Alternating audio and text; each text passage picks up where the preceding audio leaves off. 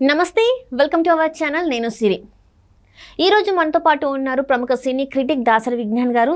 నమస్కారం. నమస్తే. విజ్ఞాన్ గారు ఏంటంటే ఇప్పుడు యాత్ర చాలా పెద్ద హిట్ అయింది. ఆ డైరెక్టర్ ఏంటంటే అప్పుడు రాజశేఖర రెడ్డి గారి అంటే బయోపిక్ లాగా తీశారు. అండ్ ఇప్పుడు యాత్ర 2 అంటే ఇది యాత్ర 2 అసలు ఎలా ఉంది, అసలు దర్శకుడు అనుకున్నది రీచ్ అయ్యారా? అండ్ ఇంకొకటి ఏంటంటే ఇది వచ్చేసి జగన్ గారి బయోపిక్ అనుకోవాలా ఏంటి, అసలు ఆ సినిమాలో ఏమేమి ఉన్నాయి ఏంటి అనేది ఇప్పుడైతే మేము అందరం ఈగర్గా వెయిట్ చేస్తున్నాం. సో మీరు చెప్తే మేమందరం హ్యాపీగా ఉంటాం. ఫస్ట్ ఆఫ్ ఆల్ ఈ సినిమా గురించి చెప్పేది ఏంటంటే ఇది ఒక ఈవెంట్ బేస్డ్ బయోపిక్. బయోపిక్స్ వేరు, ఈవెంట్ బేస్డ్ బయోపిక్స్ వేరు. ఈవెంట్ బేస్డ్ బయోపిక్స్ అంటే జస్ట్ ఆ వ్యక్తి జీవితంలో జస్ట్ ఒక చిన్న సెగ్మెంట్ని ఎండ్ టు ఎండ్ కట్ చేసి దాన్ని మాత్రమే సినిమాగా మలుస్తారు అంతే.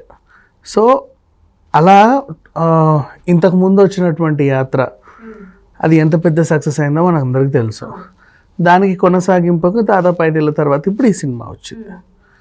సో మహివి రాఘవ్ ఎలా తీశాడు, ఈ సినిమా ఎలా ఉండబోతుంది, ఎందుకంటే యాత్ర 2కి మధ్యలో ఆయన సైతాన్ అని ఇంకేదో తీశాడు, వెబ్ సిరీస్ తీశారు. సో ఏంటి మహి ఇలా తయారయ్యాడు, మళ్ళీ యాత్రని ఏం చేయబోతున్నాడు అని చాలామంది ఆతృతగా ఎదురు చూసినప్పటికీ సినిమా మొత్తానికి విడుదలైంది. అసలు దీని ఎలా ఉండబోతుంది అనేది చెప్పుకునే ముందు చాలామందికి వచ్చిన డౌట్ ఏంటంటే ఇలాగే వ్యూహం సినిమాని కూడా తీశారు, మరి దాన్ని ఎందుకు రిలీజ్కి ఇబ్బందులు పెట్టి దీన్ని భలే రిలీజ్ చేశారే అని చెప్పేసి అనిపిస్తుంది. ఇది కూడా ప్లస్ అవుతుంది, వైఎస్ఆర్సీపీకి ఇది కూడా ప్లస్సే. మరి అంత ఇది ఉన్న వాళ్ళు దాన్ని ఎందుకు రిలీజ్ చేయించుకోలేకపోయారు అని ఒకటి ఉండిపోయింది. సరే దాని గురించి పక్కన పెట్టేద్దాం. ఇక ఈవెంట్ బేస్డ్ బయోపిక్ ఏంటంటే వైఎస్ఆర్ గారు జగన్ని ఎంపీగా నిలబెడతాను అని చెప్పేసి చెప్పడం కడప ఎంపీకి. అండ్ ఆ తర్వాత ఆయన రచ్చబండకి వెళ్తూ హెలికాప్టర్ కూలిపోయి చనిపోవడం. ఆ తర్వాత ప్రజా సంకల్ప యాత్ర ఏదైతే చేశాడో జగన్, ఆ ఓదార్పు యాత్ర, ప్రజా సంకల్ప యాత్ర, ఇవి జస్ట్ ఆ యాత్ర బేస్డ్ మాత్రమే ఈ సినిమా. సో ఓన్లీ యాత్ర బేస్డ్. ఇక దీంట్లో ఏముంది అని అనుకుంటే ఎక్కువ డైలాగ్స్. మహిరాఘవ దేని మీద దృష్టి పెట్టాడంటే ఇప్పుడు ఇక్కడ ఏం లేదు, తండ్రికి ఇచ్చిన మాట కోసం అంటే జనాలకి ఏమేం కావాలి, వాళ్ళ బాగోగులు చూసుకోవడం అండ్ వాళ్ళలో కలిసి వాళ్ళ మాటలు వినడం, ఇట్లాంటి సెగ్మెంట్ అంతే. జస్ట్ యాత్రలో ప్రతి సీన్ ఎమోషన్. ఎవరింటికి వెళ్ళినా వాళ్ళు ఏదో అందరిళ్ళల్లో దేవుడి ఫోటోతో పాటు రాజశేఖర రెడ్డి గారి ఫోటో ఉండడం అండ్ మళ్ళీ ఆయన వాళ్ళ గురించి ఎమోషనల్గా అడగడం. మధ్య మధ్యలో కొన్ని డైలాగ్స్ పేల్తా వస్తాయి. కడపోడు జగన్ అన్న అందుకని చెప్పేసి అంటే ఓడిపోతానని తెలిసినా సరే శత్రువులకు తల వంచడు, ఇట్లాంటి కొన్ని డైలాగ్స్. అండ్ నువ్వు ఒక బ్లైండ్ అయిన వచ్చి నువ్వు మా రాజన్న కొడుకువి, నువ్వు మా కోసం రావాలి, ఇట్లా చాలా ఉన్నాయి. 1, 2 అని చెప్పుకోలేము, కానీ డైలాగ్స్ అయితే నిజంగా చాలా బాగున్నాయి. అంటే scene to scene next level. అరే యాత్ర వెళ్తున్న కొద్దీ ఇంకేం వస్తాయో అనిపిస్తూ ఉంటుంది. బేసిక్ ఇట్లాంటి సినిమాలు ఏంటంటే ఒక టైప్ ఆఫ్ ఎపిసోడ్స్ మీద రన్ అవుతుంది. ఇప్పుడు ఇది భక్తి సినిమా అనుకో, ఫర్ ఎగ్జాంపుల్ సాయిబాబా సినిమా అనుకుందాం. ఆయన నడుస్తూ ఉంటే ఒక్కొక్కరు వచ్చి వాళ్ళ కష్టాలు చెప్పుకుంటూ ఉంటారు, ఆయన తీర్చుకుంటూ వెళ్తూ ఉంటారు. లేదు మనం ఒక కమర్షియల్ సినిమా లైక్ చిరంజీవిదో లేకపోతే రజనీకాంత్దో ఏదన్నా లేదా కమల్ హాసన్ ఇండియనే అనుకో, రకరకాల మంది వాళ్ళ సమస్యలు ఈయన లంచాలు అన్నీ తీసుకుంటూ ఎపిసోడ్స్ ముగించుకుంటూ ముందుకు వెళ్తాడు.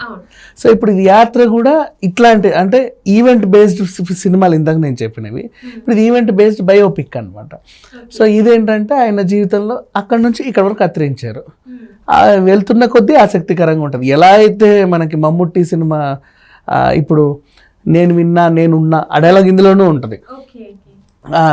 ఎలాగైతే అది మనకి బాగా కనెక్ట్ అయిందో సేమ్ ఇంకా చెప్పండి దానికి మించి ఇది కనెక్ట్ అవుతుంది అనడంలో ఏమాత్రం అతిశయం. అంటే యాత్ర 2 హిట్ అని అనుకోవచ్చా? సినిమా హిట్ సినిమా ఫ్లాప్ అనేది ఈ రోజుల్లో ఎవరు చెప్పలేరు. వై? బికాజ్ చాలా బాగున్న సినిమాలకి డబ్బులు రాని సందర్భాలు ఉన్నాయి, అవునా? ఇది ఒక సినిమానా అనుకున్న వాళ్ళు మాకు 200 కోట్లు వచ్చాయి, 300 కోట్లు వచ్చాయి అని చెప్పుకునే దాఖలాలు ఉన్నాయి.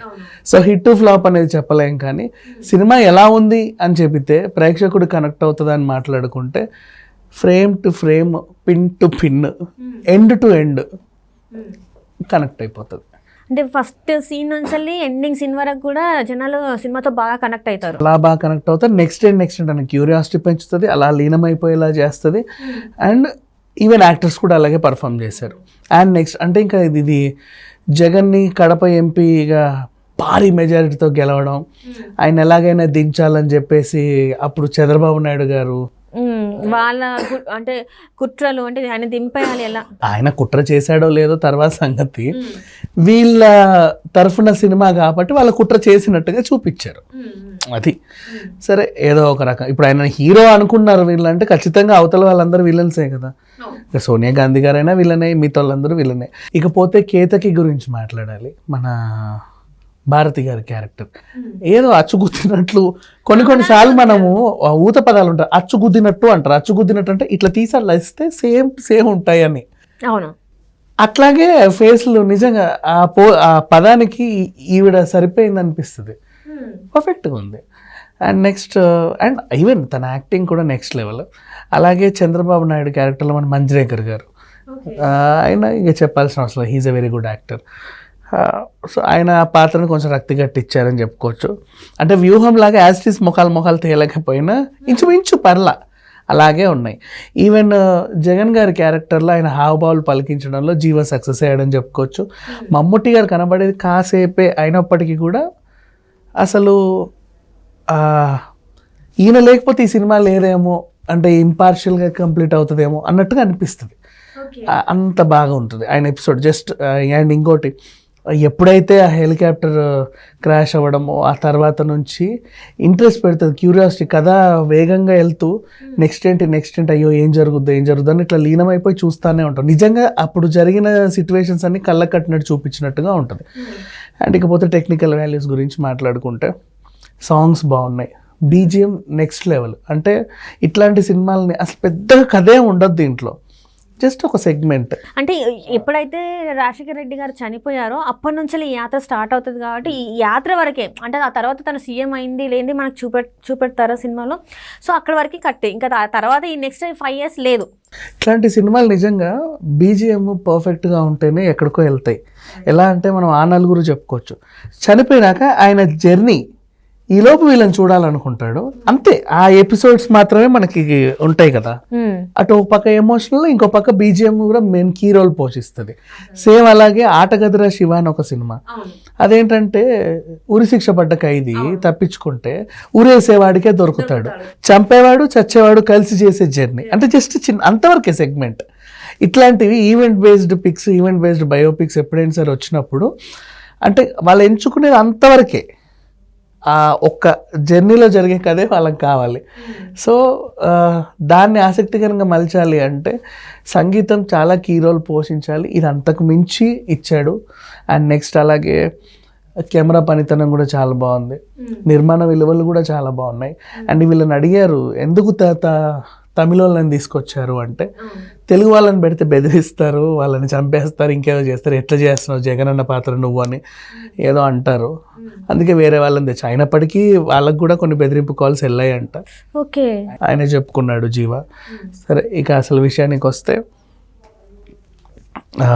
మొత్తం ఓవరాల్గా సినిమా ఫస్ట్ నుంచి టైటిల్స్ నుంచి ఎండ్ వరకు ఒక మనిషి 100 రూపాయలు 150 పెట్టి టికెట్ కొంటే అక్కడికి కావాల్సిన, ఇవాళ రేపు చాలామంది ఏం చేస్తున్నారంటే సినిమాల్లో ఇది బాగుంది ఇది బాగాలని టిక్కులు చేస్తున్నారు. వాళ్ళు ఏదో ఎగ్జామ్ రాయడానికి థియేటర్కి వెళ్తున్నట్టుగా టిక్కులు చేసుకుంటూ వస్తున్నారు, రౌండ్ అప్పులు చేసుకుంటూ. అసలు మనకు కావాల్సింది ఏంటి?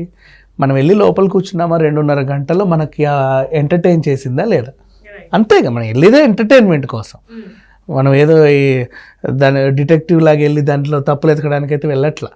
సో అట్లా చూసుకుంటే ఒక 100 రూపాయలు 150 పెట్టిన మనిషికి ఫుల్ మీల్స్ అని చెప్పుకోవచ్చు. ఇంకా జగన్ ఫ్యాన్స్కి అయితే ఇక ఈ సినిమా ఇక్కడ పెట్టుకుంటారు నెత్తి.